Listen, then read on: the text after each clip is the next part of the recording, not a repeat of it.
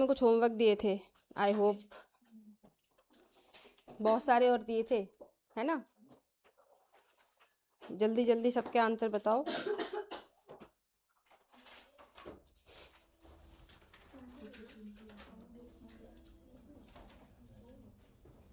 हाँ बताओ बेटा, क्या दिया था? आप थे, बताओ पहला होमवर्क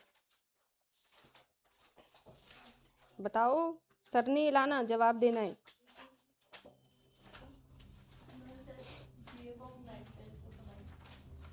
अमाइन करा रहे थे ना, अमाइन करा रहे थे ना, है ना? हाँ बताओ, क्या था पहला? जनरल फॉर्मूला ऑफ नाइट्राइल और अमाइड, है ना? बताओ आदर्श।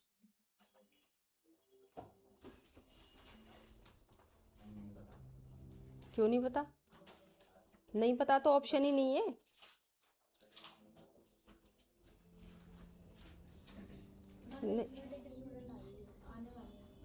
अच्छा अच्छा, ठीक है, तुम बताओ जनरल फॉर्मूला ऑफ नाइट्राइल और अमाइड। क्यों नहीं किया? मतलब बना ही नहीं पाया, बाकी किया है। हाँ तो क्यों नहीं किया, वही तो पूछ रहे हैं, क्यों नहीं किया? हो नहीं पाया या किया नहीं? किया मैं, हो नहीं पाया। अच्छा, हो नहीं पाया, चलो ठीक है। आप बताओ बेटा, हुआ? हो नहीं पाया या किया नहीं? क्यों नहीं किया? ये कौन सी पढ़ाई चल रही है तुम्हारी है? ऐसे होती है पढ़ाई? आप बताओ, आप बताओ अगला सवाल क्या था? आप बताओ, कौन था? आप थे, आप बताओ बेटा अगला सवाल क्या था? उससे अगला बताओ तुम, वो तो सवाल हट गया। बहुत सारे क्वेश्चन दिए थे ना, अगला क्या दिया था? कि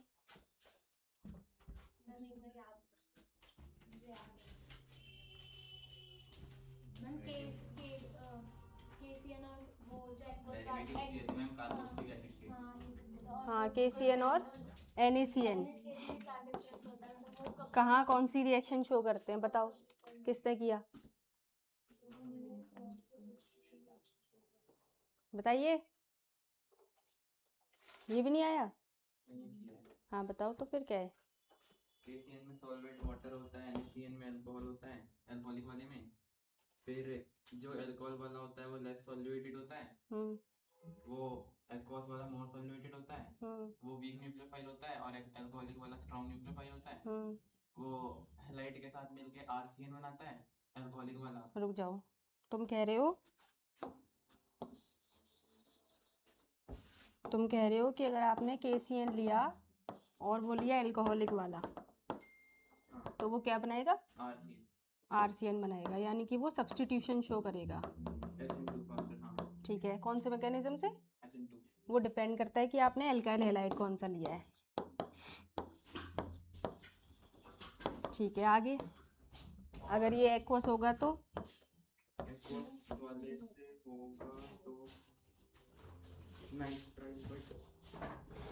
नाइट्राइल बनाएगा, बट उसका जो रेट होगा वो कम होगा, RNC बनेगा, ये कह रहे हो? हाँ। अच्छा ठीक है, और बाकी NaCN वो सब्स्टिट्यूशन को लेस सपोर्ट करता है। ठीक है, बाकी NaCN क्या करेगा? अगर आपने CH3Cl की रिएक्शन NaCN के साथ करा दी तो वो क्या करेगा? ये भी तो दिया था कल, NaCN और KCN की रिएक्शन तो पता करके लानी थी।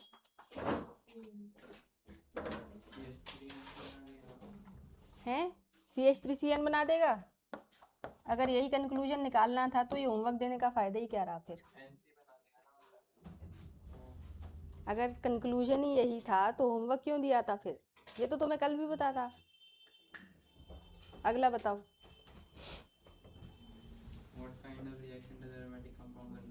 हाँ, एरोमेटिक कंपाउंड कौन सी रिएक्शन शो करते हैं? ESR, NSR, फ्री रेडिकल कौन कौन सी शो करते हैं? ESR, है ना? क्यों? इलेक्ट्रोफिलिक सब्स्टिट्यूशन रिएक्शन, ये तो हमने कल ही बताया था। क्यों? क्योंकि वो बाकी सारी रिएक्शन शो नहीं कर पाते, इसीलिए ESR शो करते हैं सिर्फ। ठीक है, हाँ, रेजोनेंस की वजह से NSR और फ्री रेडिकल नहीं हो पाती, ठीक है। और क्या दिया था, कार्बोक्सिलिक एसिड के डेरिवेटिव्स।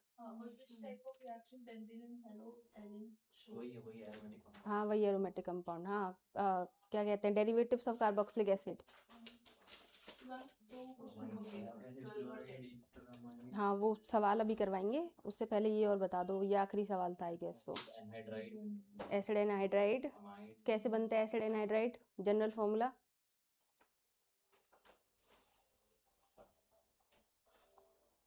एसिड एनहाइड्राइड का जनरल फॉर्मूला तुम कह रहे हो डेरिवेटिव्स ऑफ कार्बोक्सिलिक एसिड की हम बात कर रहे हैं। ये तो बहुत बेसिक है यार, ये तो बहुत बेसिक है, मतलब ये तो तुम्हारे ऐसे 12th के सिलेबस में भी नहीं काउंट करेंगे हम, इतना बेसिक है। हाँ, डेरिवेटिव ऑफ कार्बोक्सिलिक एसिड में आपने बोला एक है एसिड एनहाइड्राइड, एक है एसिड एनहाइड्राइड। क्या फॉर्मूला होता है एसिड एनहाइड्राइड का, जनरल फॉर्मूला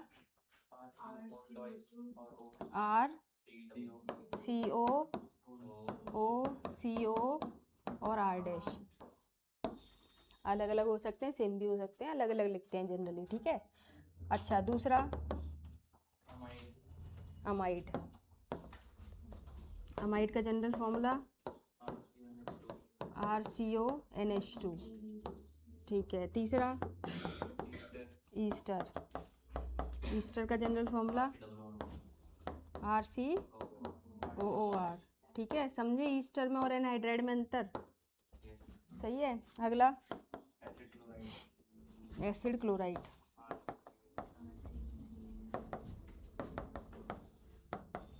RCOCl और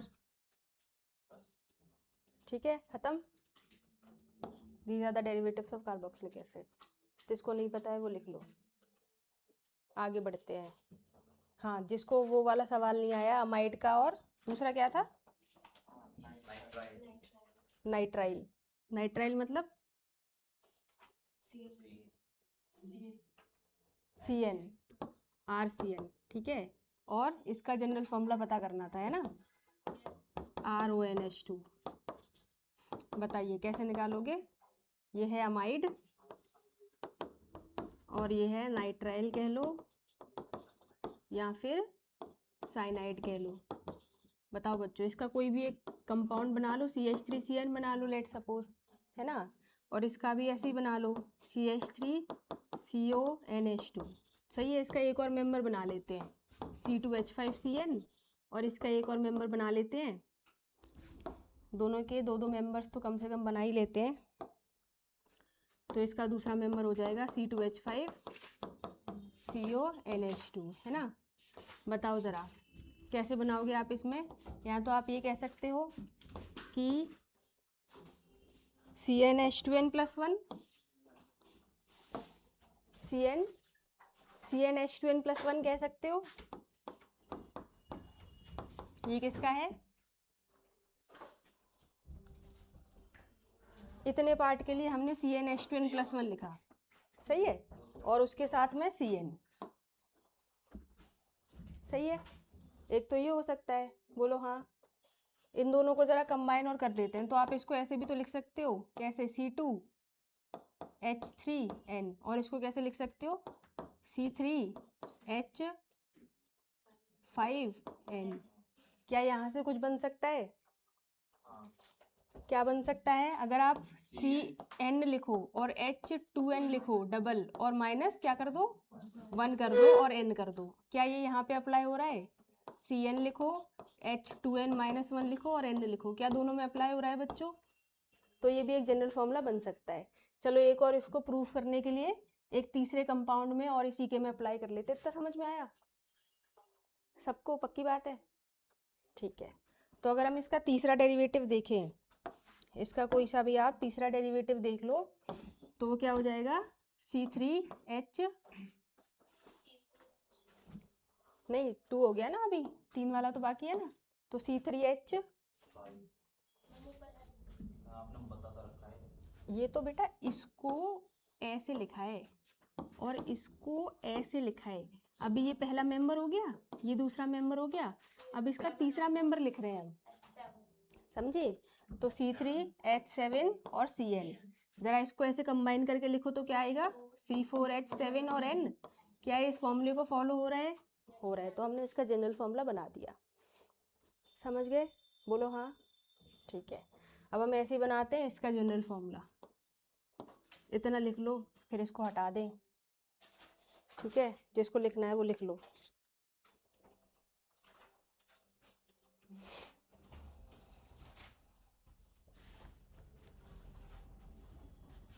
समझ आ रहा है?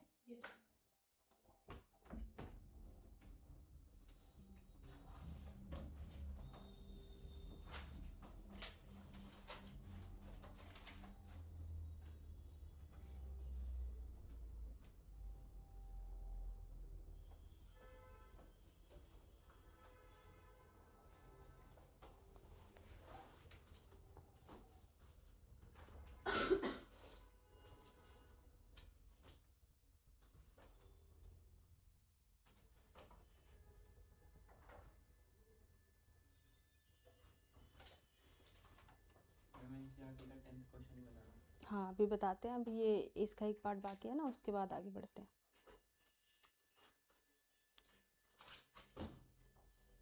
ठीक है, इसका बनाएं। हाँ ठीक है, बस इसको साफ कर रहे हैं। हाँ तो बच्चों, अगर आप इसका जनरल फॉर्मूला बनाओगे तो बताओ कैसे बनाओगे? इसको कैसे लिख सकते हो? इसको ऐसे ही लिख सकते हो, CnH2n+1 और CONH2। सही है। एक तो ये हो सकता है, लेकिन ऐसे फॉर्मूले ना जनरली काउंट नहीं होते। ये कोई जनरल फॉर्मूला नहीं होता। इसमें आपने क्या लिख दिया? नॉर्मल जो आपको पता है, और फंक्शनल ग्रुप ऐड कर दिया। तो this is not a typical general formula. Typical general फॉर्मूले ऐसे माने जाते हैं। सही है। अच्छा, तो बताओ इसका क्या बन सकता है इसके अलावा? अगर मैं इसको कंबाइन कर दूं, दिख रहा है? अगर मैं इसको कंबाइन कर दूं तो ये क्या हो जाएगा बच्चों? C2, हाँ अभी करते हैं उसको, और H5 और ON। सही है।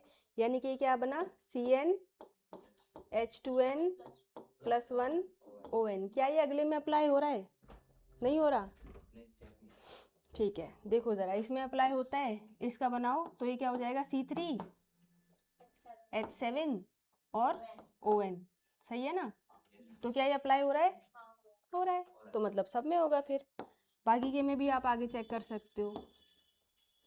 सही है, समझ गए? ऐसे आप किसी का भी जनरल फॉर्मूला चुटकियों में बना सकते हो, बस मेथड आना चाहिए। ईथर का रह गया था, चलो ईथर का बनाते हैं।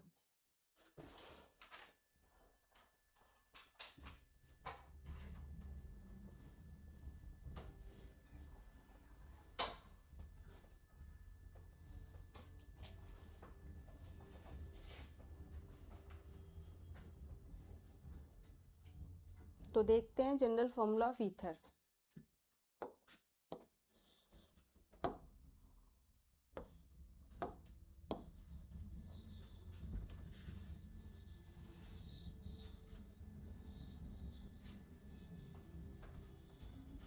हाँ तो बच्चों, आपको पता है ईथर का फॉर्मूला कैसे होता है?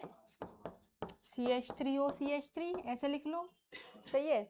या फिर C2H5OCH3, 3 मेंबर तो ले ही लेते हैं, है ना?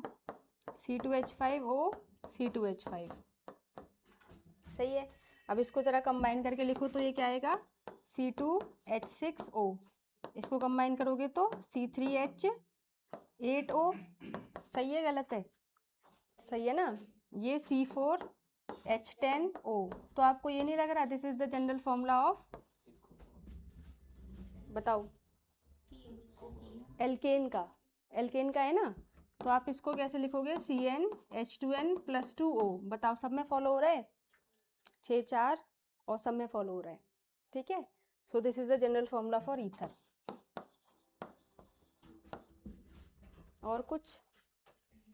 ठीक है, इसके बाद जो पहले थोड़ा सा पढ़ लेते हैं, उसके बाद सवाल करवाएंगे जो एनसीईआरटी के दिए थे, है ना? लिख लो।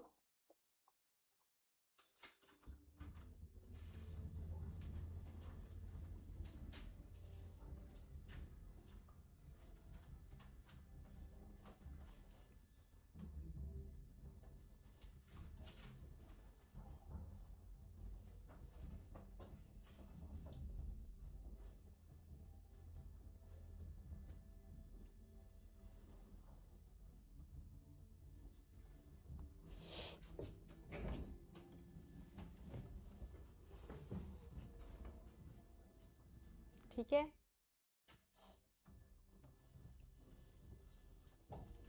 अगर ये हो जाए तो आइए फिर एनसीईआरटी पे, जिसमें आज हमें पढ़नी है फिजिकल प्रॉपर्टीज, है ना।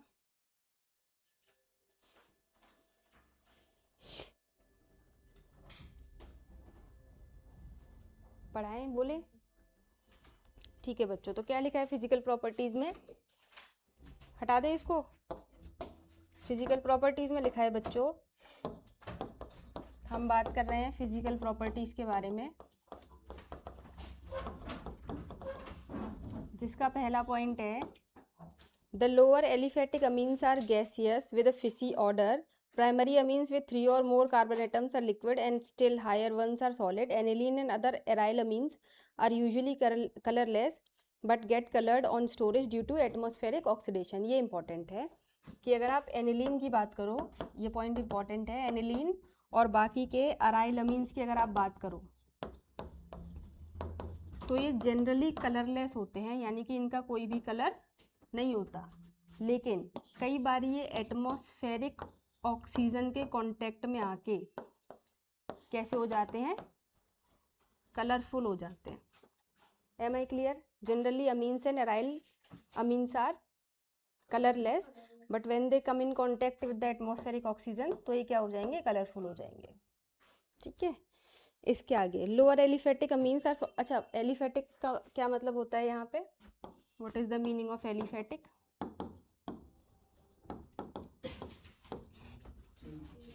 हाँ, एलिफेटिक मतलब जिसमें एरोमेटिक नेचर ना हो, ज़रूरी नहीं है चेन हो, सर्कुलर भी हो सकता है।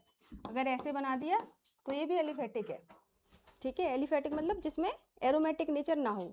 ठीक है, और आपने एरोमेटिक नेचर फाइंड करने के लिए एक रूल पढ़ा होगा, कौन सा रूल होता है वो? हाँ, उस रूल का कुछ नाम होता है। What is the rule to identify aromatic nature? आज का होमवर्क जनरल केमिस्ट्री का पार्ट है, आप हमें वो रूल बताएंगे और उसके 3 पॉइंट्स होते हैं, पता है आपको? उसमें 3 पॉइंट्स होते हैं, अगर वो 3 पॉइंट कोई भी कंपाउंड पास कर देता है तो उसको एरोमेटिक कंपाउंड कहते हैं। ठीक है, तो आप हमें कल उस रूल का नाम बताएंगे, एरोमेटिक कंपाउंड्स। ठीक है, अच्छा इसके बाद क्या है? Lower aliphatic, what is the rule to identify aromatic compounds? और ये बहुत इंपॉर्टेंट क्वेश्चन हो रहे हैं। आपने कभी PYQs देखे हैं? जिसने सॉल्व किए होंगे, इसमें बहुत पूछा जाता है which of the following is aromatic compound. सही है, तो उस रूल से आइडेंटिफाई होता है। बहुत PYQs आए हैं इस टॉपिक पे। ठीक है, तो आगे क्या लिखा है बच्चों? आगे लिखा है lower aliphatic amines are soluble in the water because they can form hydrogen bond with water molecules, however solubility decreases with increase in the molar mass of the amines due to increase in the size of the hydrophobic alkyl part। यानी कि जो lower aliphatic amines होते हैं, जो lower aliphatic amines होते हैं जैसे कि CH3NH2, C2H5NH2, ये वाटर में सॉल्युबल होते हैं क्योंकि ये हाइड्रोजन बॉन्ड फॉर्मेशन कर लेते हैं, जबकि जो हायर होते हैं वो इनसॉल्युबल हो जाते हैं because of increase in the size of hydrophobic part. ठीक है, ये जो एल्काइल ग्रुप वाला पार्ट होता है ना, जैसे मान के चलिए यहाँ पे आ गया C10H, कितना आएगा? 22, पक्का? कितना आना चाहिए H यहाँ पे? 21, पक्का? 21 और NH2, सही है, यही तो आएगा। ये आपको सही लग रहा है? अगेन आई एम आस्किंग, ये आपको सही लग रहा है? क्या फॉर्मूला होता है एल्काइल ग्रुप का? CnH2n+1, तो ये क्या होना चाहिए 2n+1 के हिसाब से? CnH2n+1, और अगर आप इसका डबल करोगे तो 20 और +1, सही है। हाँ, NH2 लिखा हुआ है ये रहा। ठीक है, तो क्या बोला गया है? बोला गया है कि जो लोअर अमीन्स होते हैं, वो वाटर सॉल्युबल होते हैं। Lower amines are water soluble लेकिन जो हायर अमीन्स होते हैं वो वाटर इनसॉल्युबल हो जाते हैं। क्यों? क्योंकि ये जो ग्रुप होता है ना, एल्काइल ग्रुप, ये हाइड्रोफोबिक होता है, और जैसे जैसे हायर अमीन्स आता जाएगा इसका वेटेज बढ़ता जाएगा, और जितना ज़्यादा हाइड्रोफोबिक पार्ट बढ़ेगा उतनी ज़्यादा वाटर रिपेल करने की टेंडेंसी बढ़ेगी और वाटर सॉल्युबिलिटी कम हो जाएगी। सही है? ठीक है, आगे। अच्छा, ये पॉइंट लिखा होगा, लिखना है साथ लिख लो, एनसीईआरटी पढ़ा रहे हैं, एनसीईआरटी लेके आया करो, अंडरलाइन किया करो, इसीलिए तो एनसीईआरटी पढ़ा रहे हैं। Good. Higher amines are water insoluble because they contain larger part of hydrophobic portion, तो वो वाटर रिपेल करते हैं। एनसीईआरटी लेके आया करो बच्चों, है ना, यही चैप्टर एनसीईआरटी से पढ़ा रहे हैं, बाकी नहीं पढ़ाएंगे ऑर्गेनिक का। तो ठीक है। अच्छा, आगे। अच्छा, ये बताओ, इसमें हाइड्रोजन बॉन्डिंग बोला है कि जो लोअर अमीन्स होते हैं वो वाटर सॉल्युबल होंगे क्योंकि वो हाइड्रोजन बॉन्डिंग बना लेंगे, तो कौन सा पार्ट इसमें से हाइड्रोजन बॉन्डिंग बनाएगा? नाइट्रोजन बनाएगा, है ना, क्योंकि nitrogen can form hydrogen bonding. ठीक है। हाइड्रोजन कैसे बनाएगा हाइड्रोजन बॉन्डिंग? इलेक्ट्रोनेगेटिव कंपाउंड बनाएगा ना, एटम बनाएगा, तो नाइट्रोजन। ठीक है, आगे क्या लिखा है? Higher amines are essentially insoluble in water, समझ गए? ठीक है। Considering the electronegativity of nitrogen of amines and oxygen of alcohol are 3 and 3.5। बोल रहा है कि नाइट्रोजन की इलेक्ट्रोनेगेटिविटी होती है 3 और ऑक्सीजन की होती है 3.5। ठीक है। You can predict the pattern of solubility of amines and alcohol in water, तो आप बताइए कि अमीन्स और एल्कोहल में से कौन वाटर में ज़्यादा सॉल्युबल होना चाहिए? एल्कोहल ज़्यादा सॉल्युबल होना चाहिए। ठीक है। अच्छा, इसके अलावा आप मुझे ये बताइए कि प्राइमरी अमीन, सेकेंडरी अमीन और टर्शरी अमीन, इनमें से कौन ज़्यादा सॉल्युबल होना चाहिए? क्यों? Primary amine. ठीक है, देखते हैं इसका एक्सप्लेनेशन, इसी में आगे आएगा। तो देखिए, ये समझ गए कि अल्कोहल और अमीन में से कौन ज़्यादा सॉल्युबल है? अल्कोहल। क्यों सॉल्युबल है? Because of higher electronegativity of oxygen. हाँ, बताओ बताओ, क्या हो गया? क्वेश्चन है कि प्राइमरी, सेकेंडरी और टर्शरी अमीन में से कौन ज़्यादा वाटर सॉल्युबल होना चाहिए? कौन ज़्यादा वाटर सॉल्युबल होना चाहिए? ठीक है। अच्छा,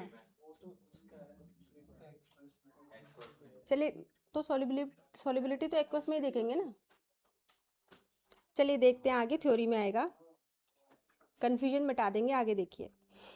हाँ, तो क्या लिखा है? Out of butane 1 ol and butane 1 amine which will be more soluble in water and why? बताओ। ब्यूटेन 1 ऑल, एल्कोहल ज़्यादा सॉल्युबल होगा because of good hydrogen bonding. हाँ, amines are soluble in organic solvent like alcohol, ether and benzene. You may remember that alcohol are more polar than amines and form stronger intermolecular hydrogen bonding than amines. ठीक है, यहाँ तक तो साफ है। Primary and secondary amines are engaged in a intermolecular association due to hydrogen bonding between nitrogen of one and hydrogen of another molecule. बोल रहा है, हटा दें इसको। बोला गया है कि जो प्राइमरी और सेकेंडरी अमीन्स होते हैं इनके बीच में होती है intermolecular hydrogen bonding. Intermolecular hydrogen bonding, ऐसा क्यों बच्चों? क्योंकि देखिए, अगर आप प्राइमरी अमीन का एग्जांपल लें तो CH3NH2, सही है, और दूसरा मॉलिक्यूल भी CH3NH2, तो क्या इसका नाइट्रोजन इसके हाइड्रोजन को अट्रैक्ट करके हाइड्रोजन बॉन्डिंग नहीं बना सकता? बना सकता है। ऐसे ही आप अगर सेकेंडरी अमीन में बात करें तो CH3 का होल ट्वाइस और NH, और दूसरा मॉलिक्यूल CH3 का होल ट्वाइस और NH, तो इसका नाइट्रोजन इसके हाइड्रोजन को अट्रैक्ट करके हाइड्रोजन बॉन्डिंग हो सकती है। बोलो हाँ, सही है। लेकिन अगर आप टर्शरी अमीन की बात करें, तो वो हो जाएगा CH3 का होल थ्राइस और N। क्या नाइट्रोजन पे कोई हाइड्रोजन है? नहीं, तो ये वाला मॉलिक्यूल ना दूसरे के हाइड्रोजन को अट्रैक्ट कर पाएगा ना दूसरा इसकी। ठीक है। आप कहोगे कार्बन वाली हाइड्रोजन से नहीं हो सकता, तो नहीं हो सकता। क्यों? क्यों कार्बन वाली हाइड्रोजन बॉन्डिंग में पार्ट नहीं ले सकती है? तो वो भी हाइड्रोजन, क्योंकि हाइड्रोजन बॉन्डिंग की कंडीशन होती है कि जो हाइड्रोजन है वो हाई इलेक्ट्रोनेगेटिविटी वाले एटम से जुड़ा होना चाहिए, ठीक है। और यहाँ पर हाइड्रोजन लेस इलेक्ट्रोनेगेटिविटी वाले एटम से जुड़ा हुआ है, इसीलिए यहाँ पे हाइड्रोजन बॉन्डिंग नहीं होगी। क्लियर, ठीक है। तो लिखा है this intermolecular association is more in a primary amine than in a secondary amine. सही है, जो इंटरमोलिकुलर हाइड्रोजन बॉन्डिंग है वो प्राइमरी अमीन में ज़्यादा होगी। क्यों? क्योंकि इसमें हाइड्रोजन ज़्यादा है। सेकेंडरी अमीन में उससे कम होगी क्योंकि उसमें एक हाइड्रोजन कम हो गया, और टर्चरी में होगी ही नहीं, ठीक है। फिर क्या लिखा है, tertiary amine do not have intermolecular association due to the absence of hydrogen atoms available for hydrogen bond formation. Therefore, the order of boiling point of the isometric amines are this. सबसे ज़्यादा boiling point होगा primary amine का, फिर होगा secondary का, और फिर होगा टर्चरी का। समझ गए क्यों? क्योंकि सबसे ज़्यादा बॉन्ड किसके बीच में? प्राइमरी के बीच में, तो उसको तोड़ के अलग करना ज़्यादा मुश्किल होगा। तो अगर हम बॉइलिंग पॉइंट का ऑर्डर लिखें तो सबसे ज़्यादा प्राइमरी का, फिर सेकेंडरी का, और फिर टर्चरी का, ठीक है। वेल बढ़िया। अच्छा, अगर मैं आपसे यही सवाल किसी एल्केन के लिए पूछूं या फिर किसी हेलो एल्केन के लिए पूछूं तो क्या जवाब होना चाहिए? सबसे ज़्यादा बॉइलिंग पॉइंट किसका होगा? जैसे मैंने अगर आपको ये दिया CH3 CH2 CH2 Cl, समझ गए, ये 1 डिग्री है। अगर हमने इसको ऐसे कर दिया CH3 CH2, तो इनमें से किसका बॉइलिंग पॉइंट ज़्यादा होना चाहिए? दो ही ऑप्शन दिए। हाँ, तो इन दोनों में से ज़्यादा बॉइलिंग पॉइंट होगा इसका, है ना, क्योंकि सरफेस एरिया कम हो गया।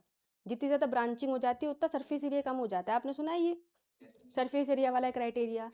हमने आपको एक बार समझाया था, जितना ज़्यादा सरफेस एरिया होता है उतने ज़्यादा वैन डर वाल फोर्स ऑफ अट्रैक्शन होते हैं, और उतना ज़्यादा बॉइलिंग पॉइंट मेल्टिंग पॉइंट हो जाता है, ठीक है। आगे तो ये तो आप समझ गए हैं ना। बाकी कुछ मोलर मास और बॉइलिंग पॉइंट के ऑर्डर दे रखे हैं टेबल में, वो आप देख सकते हो, ठीक है बच्चों। कोई डाउट किसी को यहाँ तक? ठीक है। अच्छा, इसके अलावा amines are known as basic in nature, है ना। कौन से बेस होते हैं? Lewis base. क्यों होते हैं लिविश बेस? क्योंकि लोन पेयर ऑफ इलेक्ट्रॉन्स होते हैं डोनेट करने के लिए, है ना। ठीक है, तो बच्चों इसके बाद हम आते हैं केमिकल रिएक्शंस पे। केमिकल रिएक्शन में लिखा है difference in electronegativity between nitrogen and hydrogen and a presence of unshared pair of electrons over the nitrogen atoms makes amine reactive. बोला है अमीन दो रीजंस की वजह से रिएक्टिव होते हैं। ये समझ में आ गया? हटा दे, लिख लो जो लिखना है, फिर हटाते हैं। इतना जल्दी आने का रीजन? कल भी कहीं गए हुए थे, तो आप जहाँ गए हुए थे वहां से आते क्यों?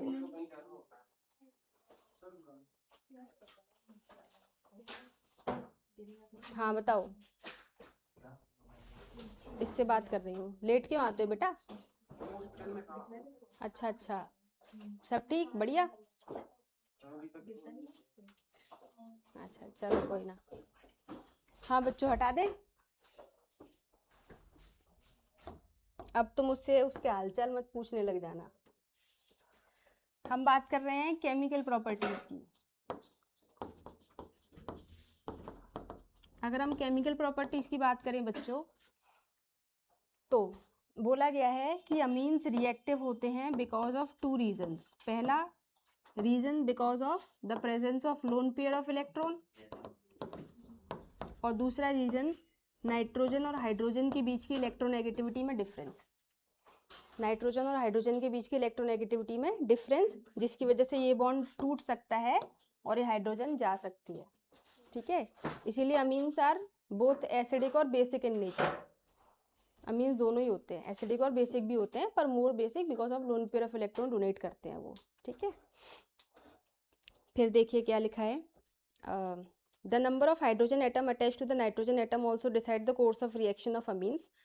That is why primary amine, secondary amine and tertiary amine differ in many reactions, ठीक है। क्योंकि सब पे हाइड्रोजन अलग अलग है, प्राइमरी अमीन पे 2 है, सेकेंडरी पे 1 है, टर्शरी पे है ही नहीं, तो इसलिए इनकी रिएक्शन शो करने के पैटर्न भी अलग अलग होते हैं। क्यों? क्योंकि जिन रिएक्शन में हाइड्रोजन चाहिए होगी टर्शरी अमीन दे ही नहीं पाएगी, तो वो रिएक्शन वहाँ पे शो नहीं होगी। ठीक है। मोreover amines behave as a nucleophile due to the presence of unshared pair of electrons। Amines किसकी तरह बिहेव करते हैं? न्यूक्लियोफाइल की तरह। क्यों? क्योंकि नाइट्रोजन के ऊपर एक लोन पेयर ऑफ इलेक्ट्रॉन होता है। ठीक है। हाँ, तो अगला टॉपिक है basic character of amines. Amines का बेसिक कैरेक्टर होता है, कैसे डिफाइन करेंगे? क्योंकि लोन पेयर ऑफ इलेक्ट्रॉन होता है ना, या फिर वो हाइड्रोजन को एक्सेप्ट कर सकता है। ठीक है, तो वही आपकी अगली रिएक्शन दे रखी है, वेरी सिंपल। क्या दे रखा है बच्चों? दे रखा है RnH2 के ऊपर लोन पेयर प्लस HX। अच्छा हाँ, मैंने आपको एक PDF शेयर करने के बारे में बोला था ना, आज की बोला था, मंडे को शाम तक आ जाएगी। ठीक है, तो उसमें ऐसी बेसिक रिएक्शन सारी दे रखी होंगी। तो क्या होगा बच्चों? नाइट्रोजन अपने लोन पेयर ऑफ इलेक्ट्रॉन दे देगा, तो बन जाएगा आपका RnH3 पॉजिटिव और X माइनस। समझे? यहाँ पे क्योंकि नाइट्रोजन ने अपने loan pair of electron hydrogen को दे दिया या फिर हाइड्रोजन को अपने साथ अटैच कर लिया, तो दोनों ही रीजन की वजह से अमीन्स यहाँ पे बेसिक नेचर शो कर रहे हैं। क्लियर? सिंपल। ठीक है, इसी का एक और एग्जांपल है एनिलीन। अगर आप एनिलीन की रिएक्शन कराते हो HCl से, तो ये बन जाता है NH3 प्लस और Cl माइनस। वही है, ऊपर वाली सेम रिएक्शन है। ठीक है, गुड। इसमें रेजोनेंस होगा, और क्या इसमें रेजोनेंस होगा? पहले वाले में होगा, दूसरे वाले में नहीं होगा। पक्की बात है? होगा। कैसे होगा? पॉजिटिव चार्ज और सिंगल बॉन्ड पे डबल बॉन्ड कंडीशन होती है ना। हाँ होती है, लेकिन पॉजिटिव चार्ज तो ठीक है। पॉजिटिव चार्ज का मतलब ये है कि इलेक्ट्रॉन्स अपनी तरफ अट्रैक्ट करेगा। ये कौन सा इफेक्ट होता है? कोई भी ना, आई इफेक्ट तो पुलिंग वाला होता है, इलेक्ट्रॉन्स खुद पे शिफ्ट करवा देने वाला कौन सा इफेक्ट होता है? मीजोमेरिक इफेक्ट, एम इफेक्ट है ना, जिसको रेजोनेंस भी कहते हैं। तो ये कौन सा एम इफेक्ट है? Plus M minus M. ये प्लस एम है माइनस एम है? ये आपके ऑर्गेनिक की बेसिक्स बोल रहे हैं, बताइए ये प्लस एम है माइनस एम है?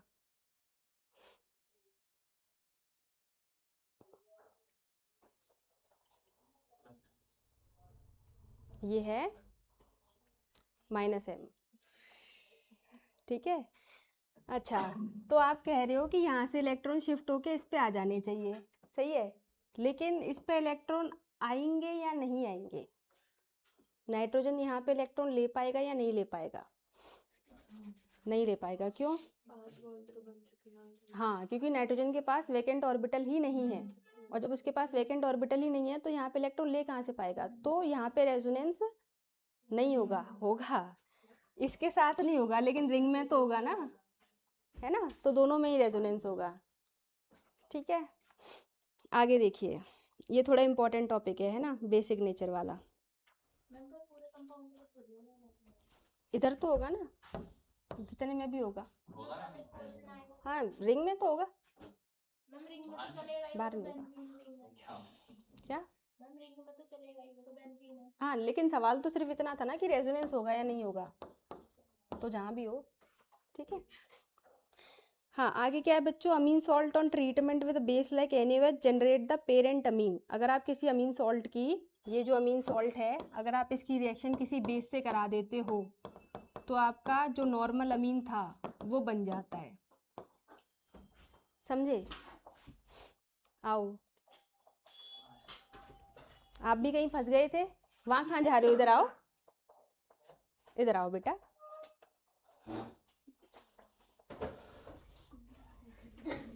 कहाँ फंस जाते हो तुम रोज रोज?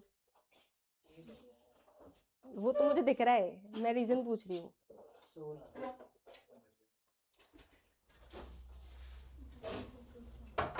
तो पढ़ना नहीं है तुम्हें? तो फिर ऐसे सो के पढ़ोगे?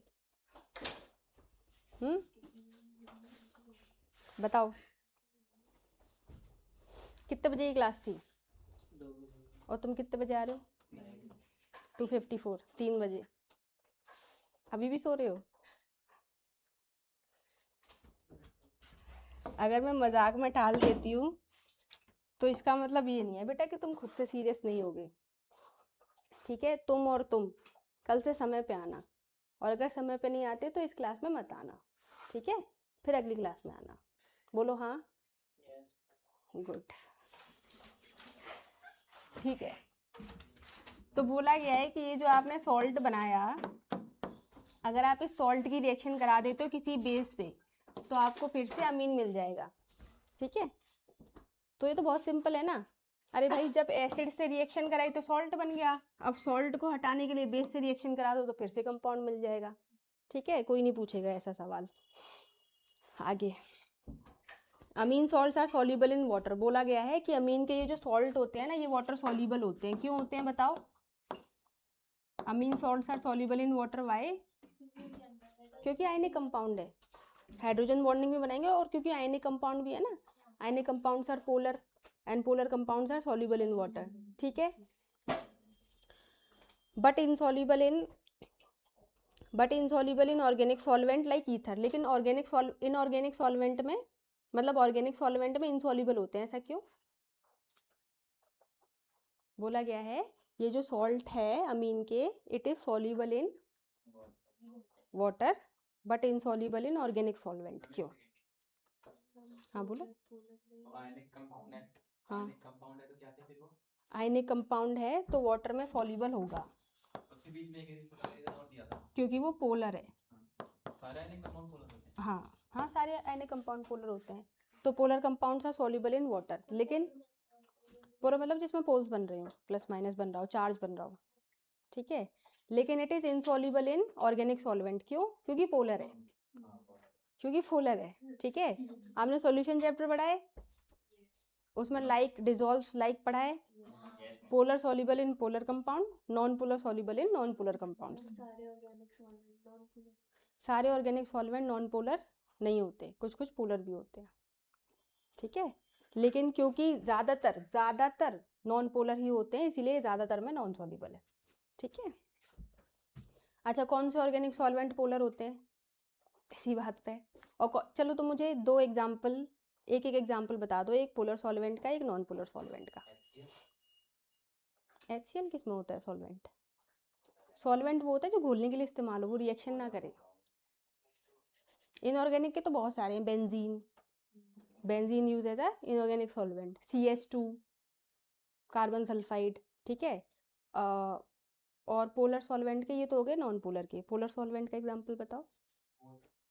Water, good. और इथेनॉल, गुड, वेरी नाइस, ठीक है? तो ये होते हैं, ये कहीं इंपॉर्टेंट हो जाता है। पोलर और नॉन पोलर सॉल्वेंट, ऑर्गेनिक और इनऑर्गेनिक सॉल्वेंट कहीं इंपॉर्टेंट हो जाता है, पता है आपको? कहाँ पे इंपॉर्टेंट होता है? बहुत इंपॉर्टेंट होता है, आपको पता होना चाहिए कि कौन सा पोलर सॉल्वेंट है, कौन सा नॉन पोलर सॉल्वेंट है। SN1 SN2 SN1 E1 E2, ये जो मैकेनिज्म होते हैं ना, यहाँ पे बहुत इंपॉर्टेंट होता है पोलर नॉन पोलर पता होना, ठीक है? तो हम आपको PDF शेयर करेंगे, उसमें होगा ये सब कुछ। फिर क्या लिखा है बच्चों? फिर लिखा है amine salts are soluble in the water but insoluble in the organic solvent like ether. This reaction is the basis for the separation of amines from the non basic organic compound insoluble in water. इस रिएक्शन का इस्तेमाल किया जाता है amines को separate करने में, कौन से कंपाउंड से? नॉन बेसिक ऑर्गेनिक कंपाउंड से, ठीक है? तो याद रखना, ये इसको अंडरलाइन कर लो और रट लो, ठीक है? The reactions of amines with mineral acid to form the ammonium salt. Amine की रिएक्शन मिनरल एसिड से to form the ammonium salt. समझे लाइन का मतलब? बहुत आसान है। The reaction of amines with mineral acid to form the ammonium salt shows that these are basic in nature. वो तो हमें पता ही है। Amines have an unshared pair of electron on nitrogen atom due to which they form a Lewis base. वो भी पता है। Basic character of amines can be better understood in terms of their Kb और pKb value. What is Kb value and what is pKb value? Kb क्या होता है? इसमें बोला है कि आप बेसिक नेचर अगर डिफाइन, और ये बहुत इंपॉर्टेंट है, अगर आप बेसिक नेचर किसी बेस का पता करना चाहते हो तो आपको उसकी Kb और pKb वैल्यूज पता होनी चाहिए। हाँ अभी आते हैं। वैसे अगर आप किसी एसिड का एसिडिक नेचर पता करना चाहते हो तो आपको के और पी के पता होना चाहिए। और ऐसे अगर आप किसी सॉल्ट का सॉल्युबिलिटी डिसाइड करना चाहते हो, सॉल्युबिलिटी नेचर पता करना चाहते हो, तो आपको के एस पी पता होना चाहिए, सॉल्युबिलिटी प्रोडक्ट ऑफ सॉल्ट। ठीक है, तो बताओ क्या होता है, पहले के बताओ, what is K? It is the dissociation constant of acid. K is the dissociation constant of acid. ठीक है, और अगर आप उसका लॉग ले लेते हो तो आ जाता है पी के। जिस भी एसिड का के जितना ज़्यादा होता है वो एसिड उतनी ज़्यादा एसिडिक होती है। ठीक है, बोलो समझ में आया ना इतना? जिस भी एसिड की के वैल्यू जितनी ज़्यादा होती है वो एसिड उतनी ज़्यादा एसिडिक होती है। और जिस भी एसिड का पी के वैल्यू जितना कम होता है वो एसिड उतनी ज़्यादा एसिडिक होती है। जैसा पीएच में नहीं होता है ना, पीएच जितना कम होता है उतना वो ज़्यादा एसिडिक होता है। तो अगर के वैल्यू ज़्यादा होगी तो ज़्यादा एसिडिक होगा, लेकिन अगर पी के वैल्यू कम होगी तो ज़्यादा एसिडिक होगा। ऐसे ही के बी में जिस भी बेस का के बी वैल्यू ज़्यादा होता है वो ज़्यादा बेसिक होता है, जबकि अगर पी के बी वैल्यू कम होती है तो ज़्यादा बेसिक होता है। ठीक है, और के एस पी तो सिंपल है, जितना ज़्यादा के एस पी उतना ज़्यादा सॉल्युबिलिटी ऑफ द सॉल्ट। ठीक है, तो बोला गया है कि किसी भी बेस की, अब अमीन भी तो बेस ही है, तो अमीन की अगर आपको बेसिक नेचर पता करना है, अमीन का अगर आपको बेसिक नेचर पता करना है तो आपको उसकी के बी और पी के बी वैल्यूज पता होनी चाहिए। जितनी ज़्यादा के बी वैल्यू होगी उतना ज़्यादा वो बेसिक होगा। सही है, तो देखिए आगे, आगे आपको कुछ लिखा हुआ दिख रहा है, एक रिएक्शन है उसके बाद कुछ के लिखा हुआ है, that is dissociation constant of base. वैसे लिखते हैं, आयनिक इक्विलिब्रियम में अभी ये आएगा। ठीक है, क्या किया है रिएक्शन में, हटा दे, डिसोसिएशन कांस्टेंट ऑफ बेस है वो। क्या किया, RnH2 की रिएक्शन आपने वाटर से कराई तो बन गया क्या, RnH3 प्लस और उसके साथ में OH माइनस। सही है, अच्छा तो आप इसको कैसे लिखोगे, के लिखने के लिए आप लिखोगे ये, एक बार लिख लेते हैं फिर बताते हैं।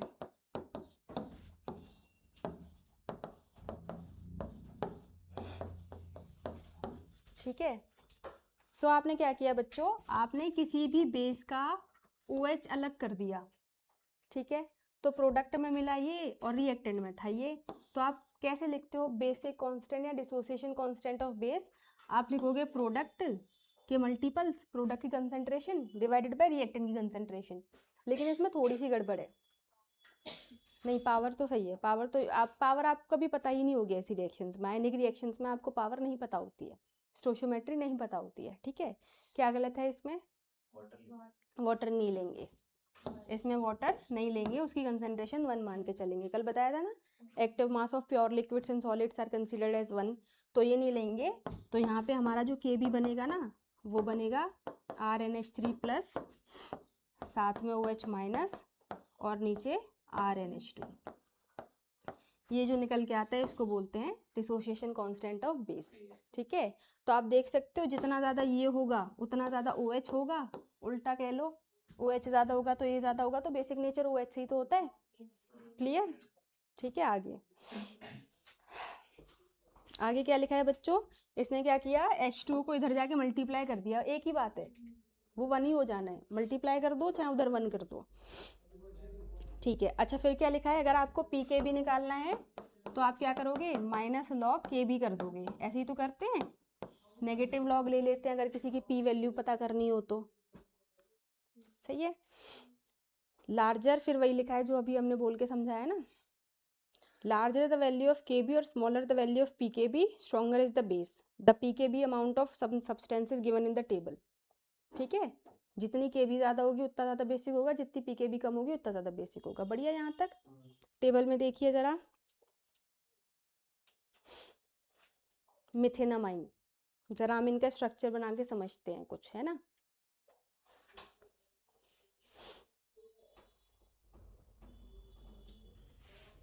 बढ़े, हटा दें इसको, ठीक है। तो क्या लिखा है बच्चों, पहला लिखा है methenamine. What is methenamine, CH3NH2, ठीक है। और उसकी आपको पी के भी वैल्यू दे रखी है 3.38, यानी कि ये बहुत कम बेसिक है ना। तभी तो इसकी पी के भी वैल्यू अगले वाले से थोड़ी सी ज़्यादा है, ज़्यादा होगी मतलब बेसिक कम होगा, उल्टा है ना, ठीक है। अगला है, मैं आपको समझा रही हूँ कि ये कम बेसिक क्यों होगा, ये ज़्यादा बेसिक क्यों होगा, क्योंकि आपने ये बेसिक नेचर वाले फाइंड करने के क्वेश्चन भी तो देखे होंगे। Order of basic strength, order of acidic strength आते हैं ना, ठीक है। अगला क्या है, एन मिथाइल मिथेनामाइन। इसका स्ट्रक्चर क्या होगा बच्चों, एन मिथाइल मिथेनामाइन है तो CH3NH और ये CH3, सही है। और इसकी पी के भी वैल्यू है 3.27। बताइए ये ज़्यादा बेसिक क्यों है। अब यहाँ पे आएगी GOC, जनरल ऑर्गेनिक केमिस्ट्री, ठीक है। इसका ये लोन पेयर है, इसका ये लोन पेयर है। बताओ बच्चों, CH3 कौन सा असर लगाता है, प्लस आई माइनस आई, प्लस आई लगाता है। और अगर ये प्लस आई लगाएगा तो यहाँ पे CH3 बॉन्ड NH2, तो यहाँ पे धक्का देने वाला सिर्फ एक ही है ना, तो थोड़े से इलेक्ट्रॉन पुल होंगे और थोड़ी सी स्ट्रेंथ मिलेगी इनको जाने के लिए। लेकिन अगर यहाँ पे देखें तो यहाँ पे हैं दो, तो दो तरीके से प्लस आई लग रहा होगा तो ज़्यादा इलेक्ट्रॉन पुल होंगे और ज़्यादा बेसिक स्ट्रेंथ आएगी, ठीक है। अगला, इसमें सबसे ज़्यादा वैल्यू आपको किसकी दिख रही है, 9.30। अब बताओ ये क्यों नहीं है, एन मिथाइल एनिलीन। इसका मतलब ये बहुत कम बेसिक है, तो बताओ ऐसा क्यों है, और कंपाउंड है ये। अच्छा 9.38 भी है एक और, चलो पहले 9.3 वाला समझ लेते हैं, है ना, वो भी तो बेसिक कम है। तो एन मिथाइल एनिलीन की बात हो रही है, तो ये NH होना चाहिए और ये CH3 यही होना चाहिए ना स्ट्रक्चर। बताओ ये कम बेसिक क्यों है, क्योंकि इसकी पी के भी वैल्यू बहुत ज़्यादा है, मतलब ये बहुत कम बेसिक है, क्यों है, इससे कम बेसिक क्यों है ऊपर वाले से, हाँ क्योंकि इसके लोन पेयर रेजोनेंस में इन्वॉल्व होंगे तो वो शेयरिंग के लिए अवेलेबल नहीं होंगे, ठीक है। तो ये इससे कम बेसिक है। अब इससे भी कम बेसिक एक और है, वो क्यों है वो बताओ अब। अगला है बेंजीनामाइन। ये क्या होता है भाई, बेंजीन के ऊपर अमाइन को तो एनिलीन बोल देते हैं, बेंजीनामाइन क्या होता है,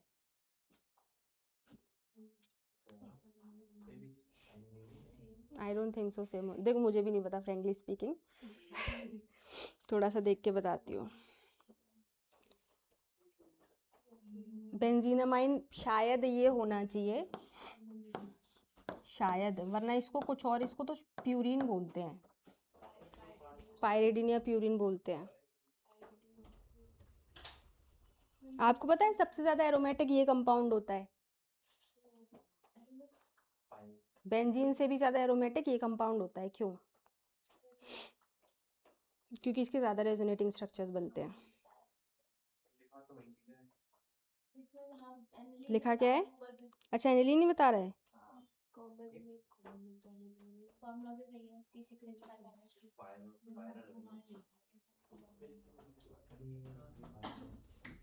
अच्छा IUPAC नेम है इसका, IUPAC नेम इज बेंजीनामाइन और कॉमन नेम इज एनिलीन, तो याद रखना है इसको, है ना। चलो बढ़िया, बताओ ये ज़्यादा बेसिक है और ये इससे भी कम बेसिक है, क्यों, क्यों बेंजीनामाइन या एनिलीन उससे भी कम बेसिक है, क्योंकि यहाँ पे कम से कम एक प्लस आई तो दिखाने वाला है और इसके इलेक्ट्रॉन को तो सपोर्ट करने वाला कोई भी नहीं है, ठीक है, तो इस वजह से। चलो इन दोनों से भी, हाँ जी बताओ, नहीं पूछो पूछो, अच्छा अच्छा इतना समझ में आया जो चल रहा है, ये वाला आया, ठीक है, ऊपर वाला नहीं आया, ठीक है। देखो जनरली जो एलिफेटिक अमाइंस होंगे वो ज़्यादा बेसिक होंगे as compare to aromatic amines, इतना समझ में आया।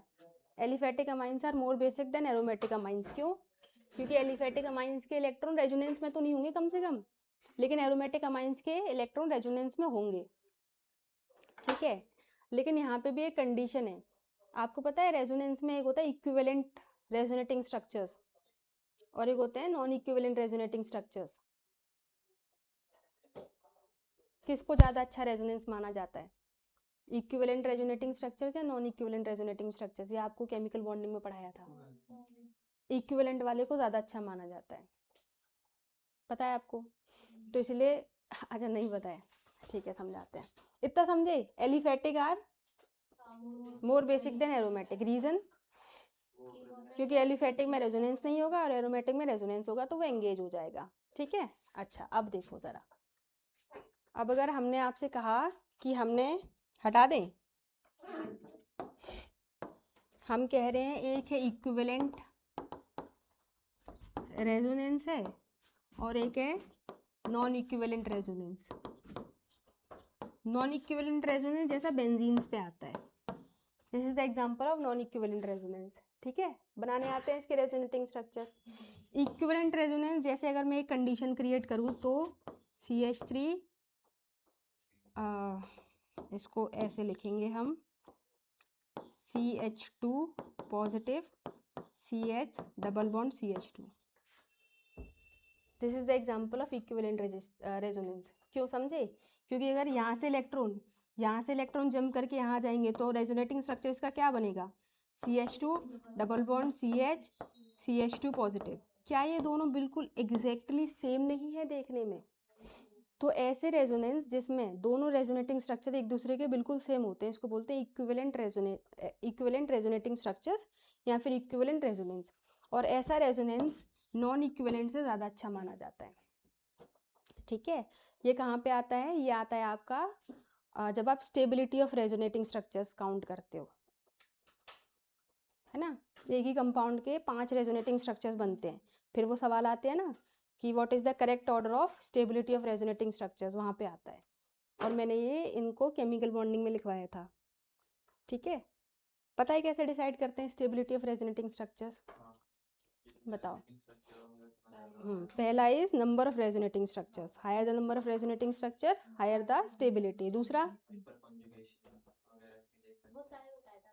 हाँ बहुत सारे बताए थे। चलो ये कल का होमवर्क है, factor responsible for deciding the stability of resonating structure. बहुत सिंपल है, आप 11th के नोट्स में देख लोगे, मिल जाएंगे। कंपाउंड के जितने भी है उनके बीच में। हाँ जी, जैसे मान के चलिए इसके बनते हैं 4 रेजोनेटिंग स्ट्रक्चर, तो उन चारों में कैसे डिसाइड करोगे कौन ज़्यादा स्टेबल है कौन कम स्टेबल है? नंबर ऑफ पाई बॉन्ड्स किसमें ज़्यादा है, फिर चार्ज सेपरेशन। हाँ, तो वो आप कल हमें पूरा बताओगे। ठीक है,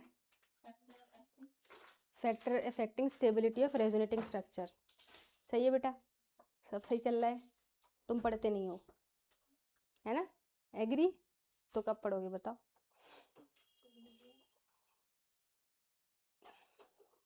पढ़ो बेटा पढ़ो। ठीक है, अब देखिए आगे, तो ये समझ में आ गया। हाँ, तो हम क्या समझ रहे थे, कहाँ से शुरू हुआ था ये? बेसिक नेचर से। तो हम आपको बता रहे थे, सुनिए ध्यान से, हम बात कर रहे हैं कि बेसिक नेचर कैसे डिसाइड करोगे। तो जितने भी एलिफेटिक अमाइन होंगे वो ज़्यादा बेसिक होंगे as compare to aromatic amines. ठीक है, अब एरोमेटिक अमाइंस में भी जैसे जैसे number of plus I effect वाले कंपाउंड्स बढ़ते जाएंगे, जैसे इसके 2 एग्जांपल ले लेते हैं। आप बताइए इन दोनों में से कौन ज़्यादा बेसिक होगा? CH3, CH2, NH2, 4 ऑप्शन दे देते हैं। इन चारों में से कौन ज़्यादा बेसिक होगा? ऑर्डर बताना है, ऑर्डर ऑफ बेसिक स्ट्रेंथ। पहला ये,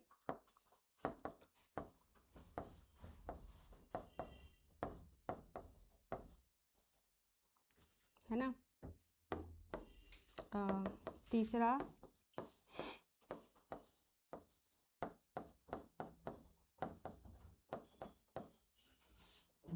और चौथा।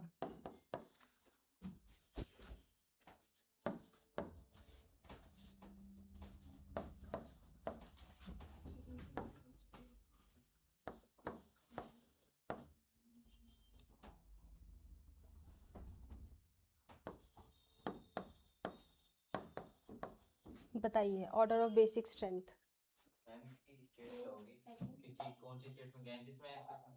ये आपको पता, हाँ दिस इज ऑल्सो इम्पॉर्टेंट, ये गैसेस में पता करना है। What is the order of basic strength in gaseous state? Second, fourth, first and third. Second, fourth, क्यों? क्योंकि गैसेस में जो वो है ना, बाद में ऑर्डर ऑफ रिएक्टिविटी की अलग हो जाती है। कैसे? बताओ, बाकी बच्चे देख लो, फिर मैं समझाती हूँ।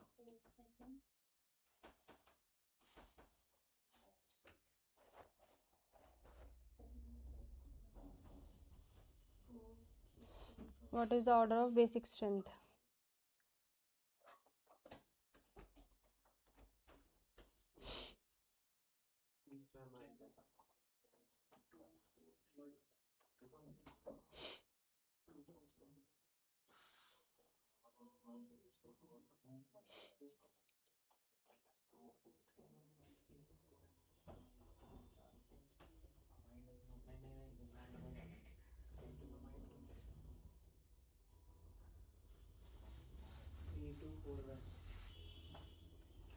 सबसे ज्यादा होगी फोर्थ की,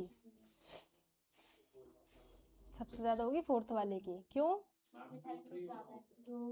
वो होता है एक्वस में, एक्वस में होता है। एक्वस में होता है शायद 213। 321 गैसियस में नहीं होता। हाँ, गैसियस में सबसे ज्यादा टर्चरी नहीं होता, क्योंकि एक्वस में आता है ना हाइड्रोजन। मानसी, तुम्हें शायद बुला रहे हैं, है ना? तो गैसेस में तो नॉर्मल होता है, लेकिन एक्वस में दिक्कत आ जाती है क्योंकि यहाँ पे वाटर आ जाता है, और वो वाला फैक्टर तो अभी हमने एक्सप्लेन ही नहीं किया। सही है, सिंपल। तो यहाँ पे सिंपल चलेगा। बताते हैं आपको, जिनको नहीं पता ये बात वो सिर्फ इतना याद रखें कि क्योंकि गैसियस दिया है तो नॉर्मल प्लस आई माइनस आई वाले फैक्टर से ही पता करना है। तो सबसे ज्यादा होगा ये। क्यों होगा बच्चों? क्योंकि यहाँ पे ज्यादा आई इफेक्ट लग रहा है, तो ज्यादा इलेक्ट्रॉन्स को पुश किया जाएगा और यहाँ से इलेक्ट्रॉन देने की पॉसिबिलिटी भी ज्यादा हो जाएगी। Am I clear? तो सबसे ज्यादा चौथा, उसके बाद हो जाएगा सेकंड, उसके बाद हो जाएगा फर्स्ट, और लास्ट में हो जाएगा थर्ड। थर्ड क्यों लास्ट में हो जाएगा? क्योंकि इसका इलेक्ट्रॉन यहाँ पे रेजोनेंस में एंगेज हो जाएगा। सही है, सिंपल ऐसे ही होता है।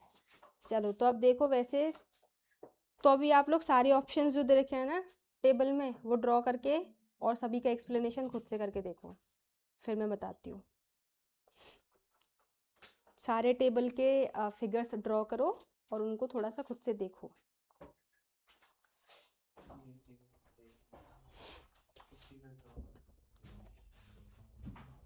जैसे NN डाइमिथाइल मिथेनामाइन, एथेनामाइन, बहुत ही आसान है ये। फिनाइल मिथेनामाइन, ये सारे ड्रॉ करो और थोड़ा सा सीखो, कोशिश करो।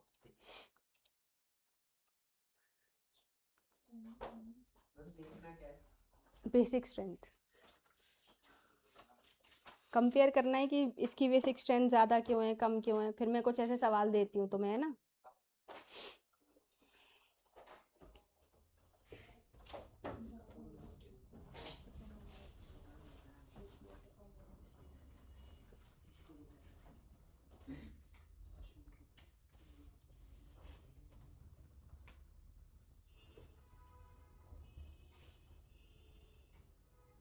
उसके बाद मैं आपको ये कुछ सवाल दे रही हूँ, PYQs, ये करके बताइए।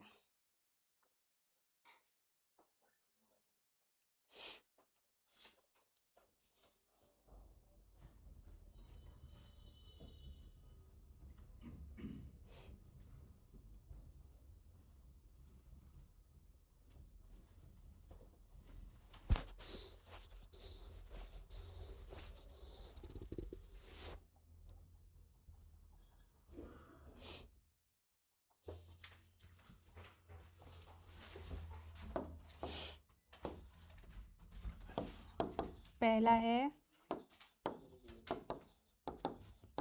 एनिलीन, पैरानाइट्रोएनिलीन, पैरामिथॉक्सीएनिलीन। इनकी बेसिक स्ट्रेंथ का ऑर्डर बताओ।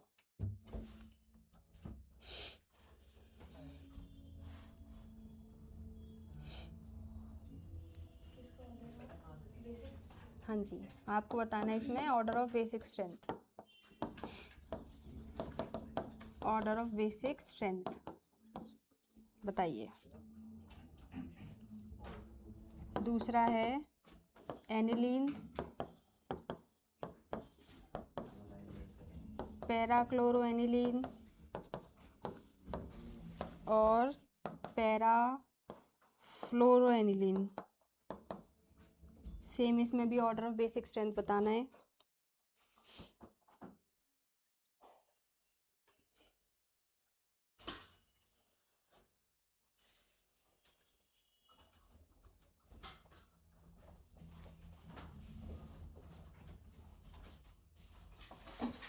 अगला है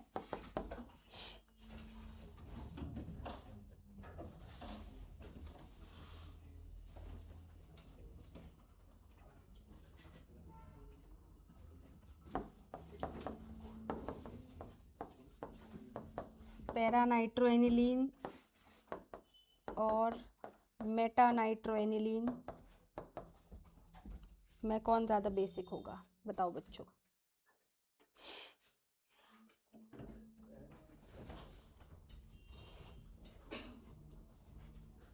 पैरा होगा ना इस वाले में, आखिरी वाले में?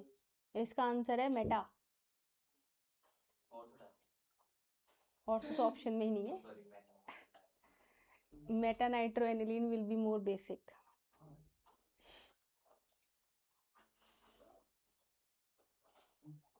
इसका बहुत बढ़िया जवाब है। आपको पता है मेटा पे रेजोनेंस आर इफेक्ट ऐसा कुछ नहीं लगता, कुछ याद है? हेलो, कोचिंग में हूँ।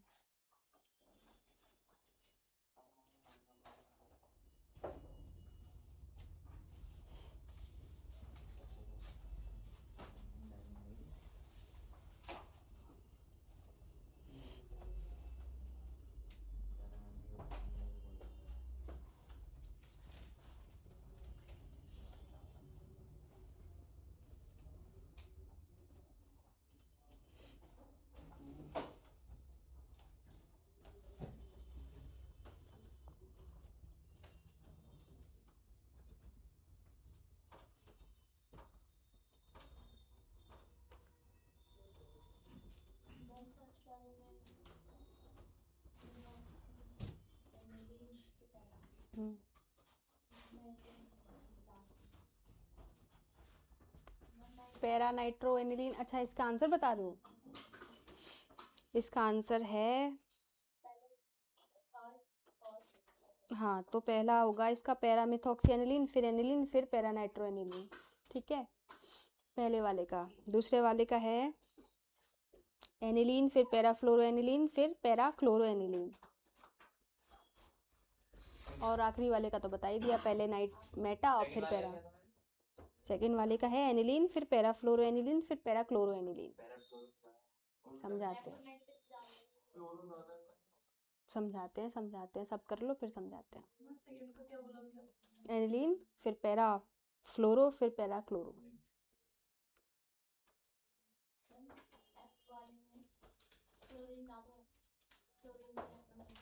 फ्लोरीन की इलेक्ट्रोनेगेटिविटी क्लोरीन से ज़्यादा होती है, वो तो बताते हैं अभी।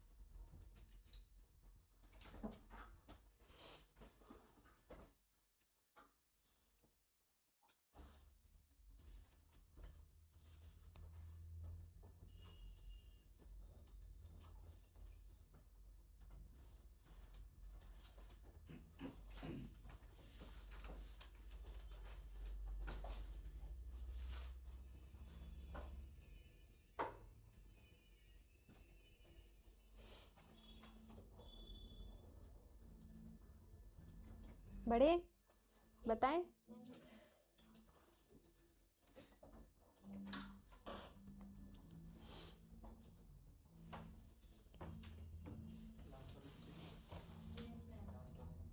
लास्ट वाले में मेटा नाइट्रो ज़्यादा है, पैरा नाइट्रो कम है। ठीक है बच्चों, देखिए पहला वाला तो बहुत आसान है, सबका हो गया होगा, है ना। एक आपके पास है एनिलीन, दूसरे आपके पास है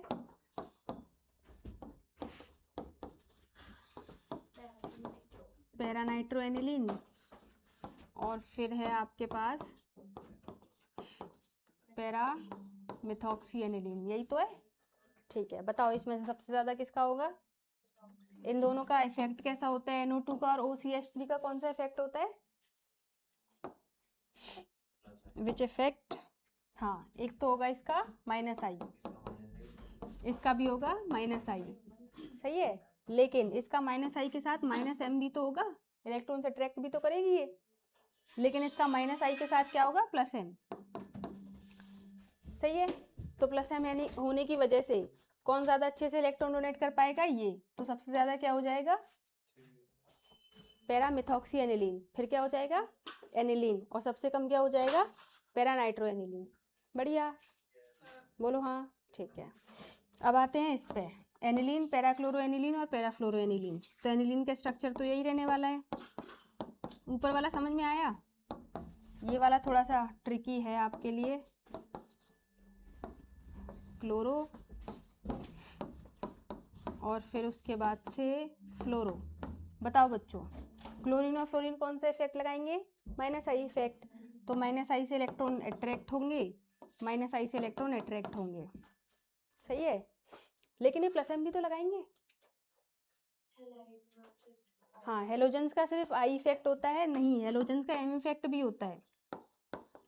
लेकिन आपको पता है हेलोजेंस का I इफेक्ट ज़्यादा स्ट्रांग होता है उनके M इफेक्ट से। लेकिन होता तो है M इफेक्ट, ऐसा थोड़ी है मर जाता है। बेसिसिटी में आप M भी देखोगे। फॉर बेसिसिटी आपको हेलोजेंस में M भी देखना पड़ेगा। और ये बहुत अच्छा सवाल है और ये एडवांस का सवाल है, समझे। तो आपको यहाँ पे क्या देखना पड़ेगा? यहाँ पे आपको M इफेक्ट भी देखना पड़ेगा, क्योंकि M इफेक्ट से इलेक्ट्रॉन जा रहे हैं ना प्रॉपरली, समझे। वैसे हेलोजेंस का इन जनरल I इफेक्ट ज़्यादा स्ट्रांग होता है as compare to M effect, लेकिन होता तो है, ख़त्म थोड़ी हो जाता है। ठीक है, तो M इफेक्ट के लिए आपको याद रखना है कि M इफेक्ट किसका ज़्यादा होता है, पता है? फ्लोरीन का। फ्लोरीन का M इफेक्ट क्लोरीन से ज़्यादा होता है, दिस इज एक्सेप्शन।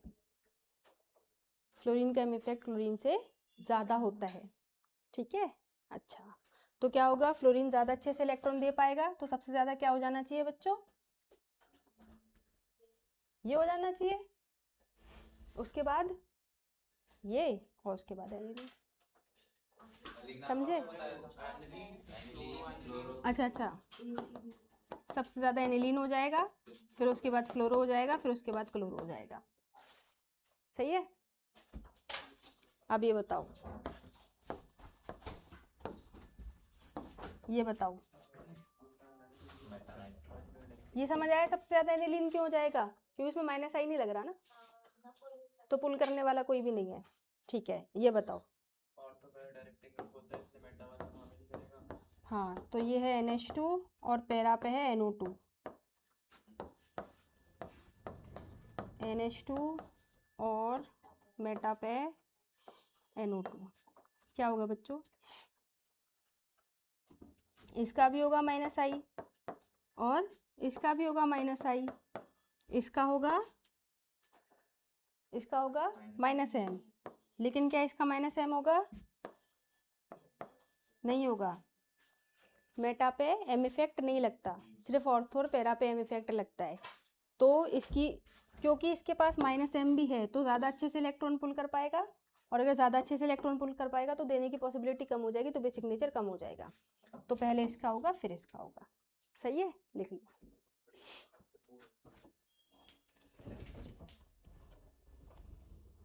लिख लीजिए इसको।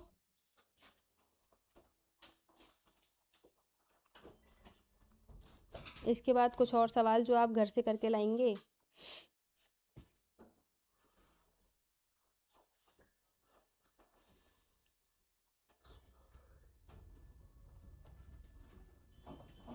ठीक है, लिखिए। वही बेसिक नेचर पता करना है। एनिलीन, बेंजाइलमीन,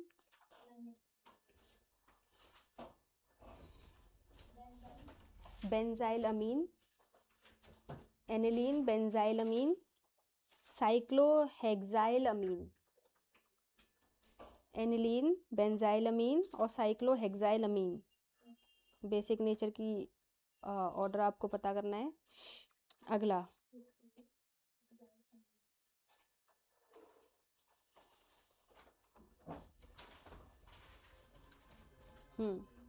नेक्स्ट इज एनिलीन,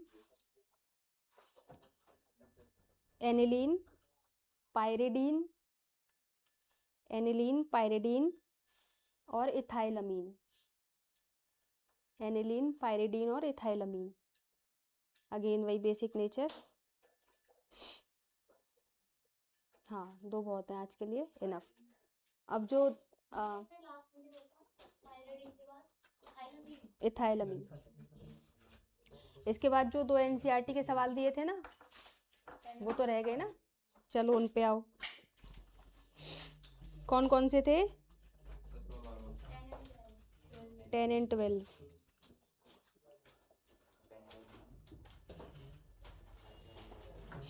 हाँ तो बच्चों देखो 10th वाला, N aromatic compound A on treatment. 10th हो गया सबका? नहीं हुआ? ठीक है, तो देखो लिखा है an aromatic compound A on treatment with aqueous ammonia and heating forms compound B. बोला है कि कोई आपके पास एरोमेटिक कंपाउंड है, कोई आपके पास एक एरोमेटिक कंपाउंड है, जानते नहीं है, बेंजीन बना लेते हैं। ठीक है, मोस्ट प्रोबेबली यही होगा, और तो क्या होगा। अगर आप इसकी रिएक्शन कराते हो किससे? एक्वस अमोनिया से, तो बन जाता है कोई कंपाउंड बी, तो प्रोबेबली एनिलीन बन जाना चाहिए। सही है, अभी प्रोबेबली लेके चल रहे हैं। Which on heating with bromine and KOH। अगर आप इसकी रिएक्शन कराते हो किससे? ब्रोमीन से और KOH से। ठीक है, अब ये रिएक्शन आएगी जब हम केमिकल रिएक्शन वाला चैप्टर अभी टॉपिक शुरू करेंगे ना, तब आएगी। तो अभी के लिए आप इसको छोड़ सकते हो। ठीक है, चलो 12 पे आ जाओ। 12 था ना अगला, अभी जब केमिकल रिएक्शन आएगी तब करवाएंगे इसको, तब बेहतर समझ में आएगा। Why can not aromatic primary amines be prepared by Gabriel phthalimide synthesis. ये तो बताया था। हाँ, एरोमेटिक प्राइमरी अमीन नहीं बन सकती क्योंकि वो NSR शो नहीं करते। सही है, चलो अब क्या करना है? इक्विलिब्रियम। तो 2 मिनट का ब्रेक है आपके पास, फिर इक्विलिब्रियम स्टार्ट करते हैं।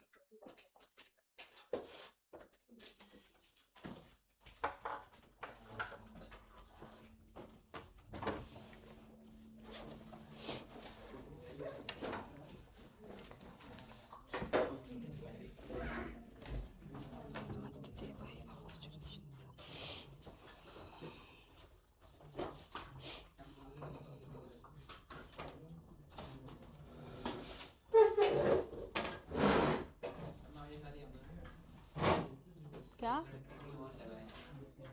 अच्छा, किसी को आना है इधर? अरे कल उन्हें आगे बिठाएंगे तो मैं पीछे बिठाएंगे बस।